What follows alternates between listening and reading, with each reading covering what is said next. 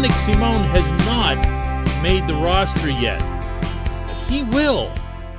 And yes, really, that's a very good thing. Good morning to you. Good Friday morning. I'm Dejan Kovacevic of DK Pittsburgh Sports, and this is Daily Shot of Penguins. Comes your way bright and early every weekday. If you're into football and or baseball, I also offer up daily shots of Steelers and Pirates, right where you found this. Penguins lost to the Red Wings last night in Detroit 4-2 in their penultimate preseason game.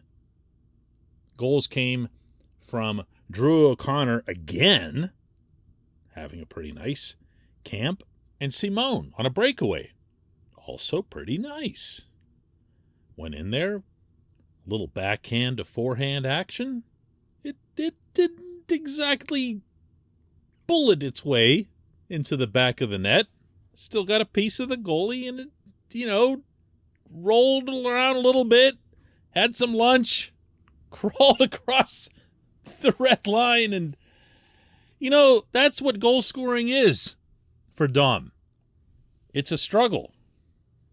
You want to know what else it is for Dom? In case you're not aware of this, it's not something he cares about all that much. I don't say that lightly. Players have different things that they love about the game. That applies across the spectrum of sports. If you're a basketball player, the point guard, you have a natural inclination to want to distribute the ball. That's what you enjoy. There's a zillion different ways to get the ball to somebody. Bounce pass, over the top, alley-oop, long pass down the court. Soccer might be an even better example. You have players at very specific positions who have very specific skill sets. And none of those need to involve finishing. There's a striker for that. The guy that gets all the money. Dom doesn't care to be that guy. He likes playing with that guy or those guys. And when he's been out there with Sidney Crosby, Jake Gensel, Brian Rust, whoever on those first lines, as much as it's driven Pittsburgh fans crazy, those players love having him. And I'm sorry.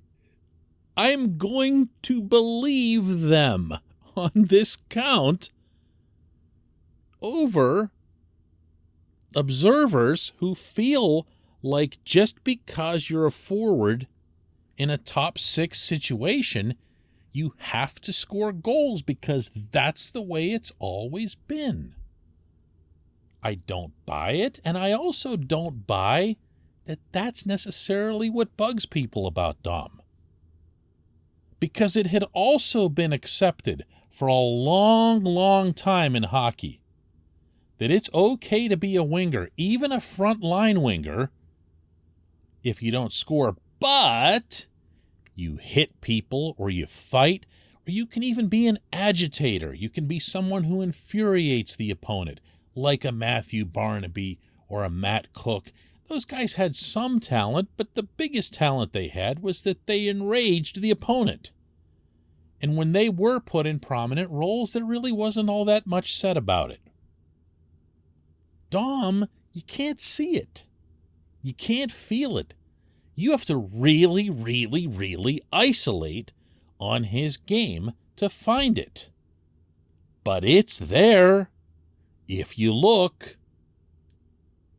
The head coach looks. The head coach loves him, not because he's a teacher's pet, but because he fits exactly what the head coach wants in a player within his system, which prioritizes puck possession. That's what Dom brings. He's a puck possession guy. What's that mean? Well, it means a lot of things. This portion of Daily Shot of Penguins is brought to you by the good people at the Greater Pittsburgh Community Food Bank, where they're committed to providing food for all of our neighbors in need. And they, in turn, need your help. Visit pittsburghfoodbank.org to find out how $1 from you can be transformed into 5 full meals produced and distributed by the food bank. Go to pittsburghfoodbank.org to become part of that difference. What it means on an individual level is that Dom is really strong. Mike Sullivan himself has told me on occasion that he considers Dom to be maybe the strongest player on the team. Now, you don't think of him that way because he's not knocking bodies around or whatever. But when he goes into the boards for a 50-50 puck, even a 40-60 puck, he's going to come out of there with it way more often than not because he knows how to angle himself. He uses that natural strength to leverage, whether it's his stick, his opponent's stick, whatever it takes to come out of there with it. And once he does, he will do something intelligent with it. He'll move it to the right player in the right spot so that they can take off. That is not a small thing in hockey. That is not an inconsequential thing. That is the beginning of possession. If you think about it in football terms, it's the fumble recovery. It's a really big deal.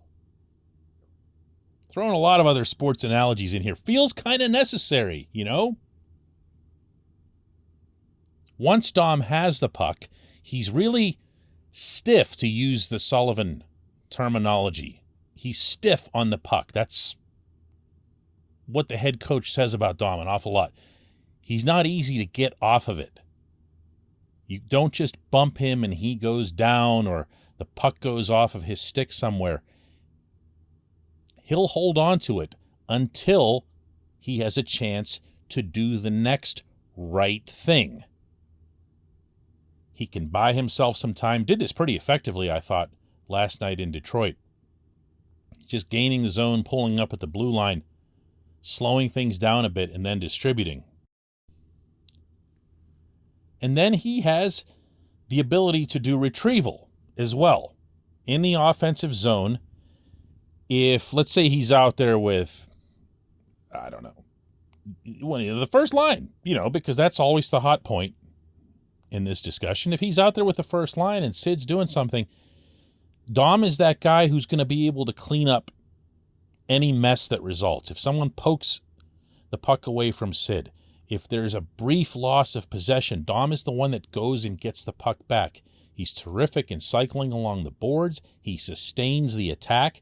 He sustains the amount of time that the generational talent, who is the captain of the Pittsburgh Penguins, stays inside the other team's zone. This, too, is not a small thing.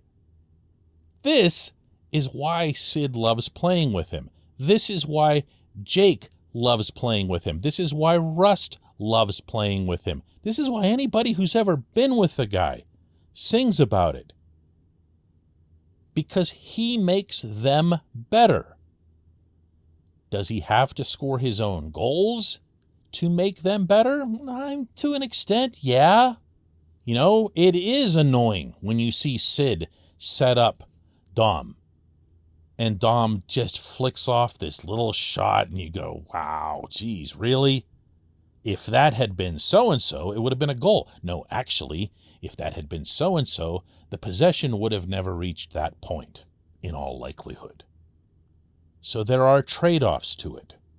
In a perfect world, Dom would be able to score. In a really perfect world, Dom would care that he needs to score. But he doesn't.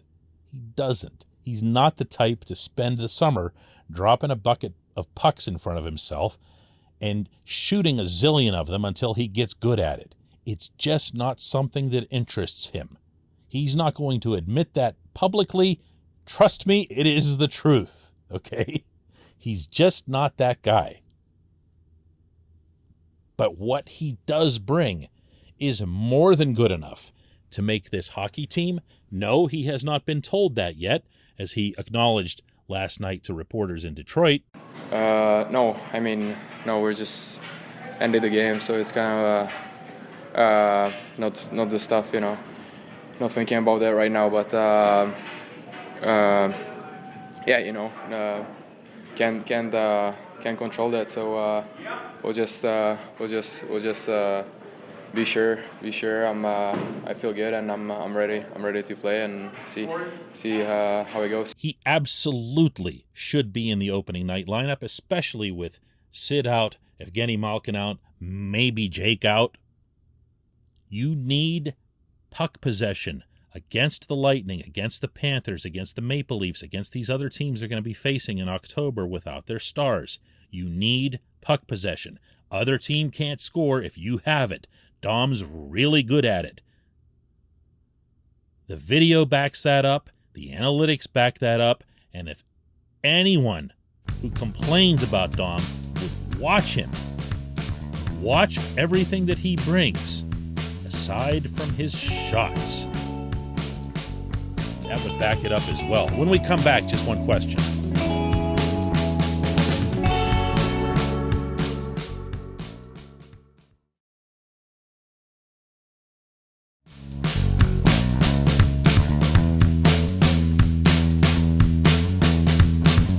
Welcome back. It's time for Just One Question. That's brought to you always on this program by Fubo TV. The monthly cost of cable is over $200.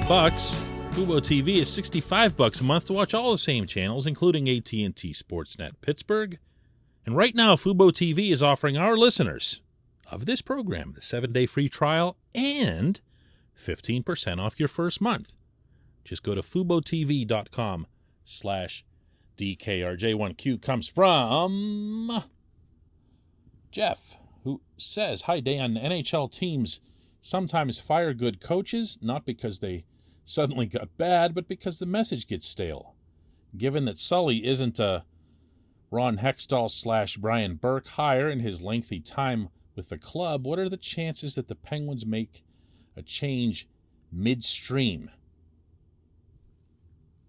That would be a great big zero, Jeff. I mean, you can very rarely say with certainty entering any NHL season that a coach won't get fired. That's the exceptionally volatile lifespan of that occupation. And I've long believed that that's just because hockey is the one sport that emphasizes effort as being a variable more than any other. And I really feel like I need to explain that. Very, very seldom do you hear after an NFL game, "Man, we just didn't try hard enough. We didn't put enough into it." It'll happen occasionally, but in hockey, it comes after every loss. We just didn't try hard enough. It's just totally okay to say that. It's not in football. It's not in baseball. But it's all right in hockey. Well, the effort almost all the time ends up pointing to the coach, right?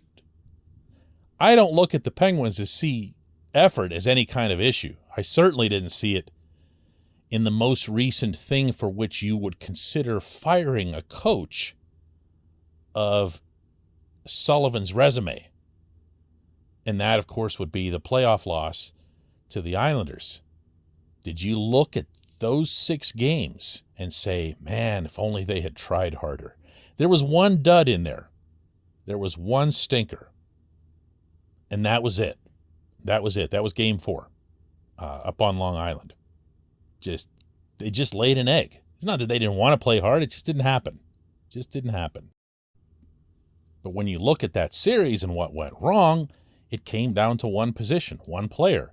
Could Sullivan have handled that position or that player any differently? Not really. He didn't have Casey DeSmith. He didn't have a viable backup. What was he going to do? What was he going to do? For this coming season, without Crosby, without Malkin, maybe without Gensel,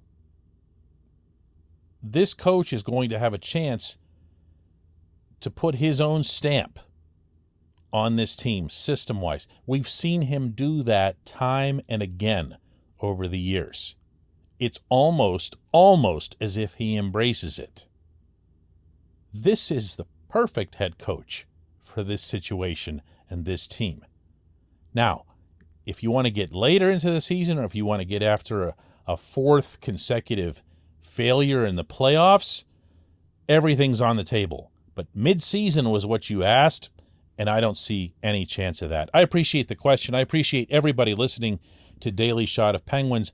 On Monday, I'll be flying down to Florida to cover Penguins versus Lightning Bolts in a real live hockey game in front of a lot of actual human beings in a place. Oh, by the way, the Stanley Cup banner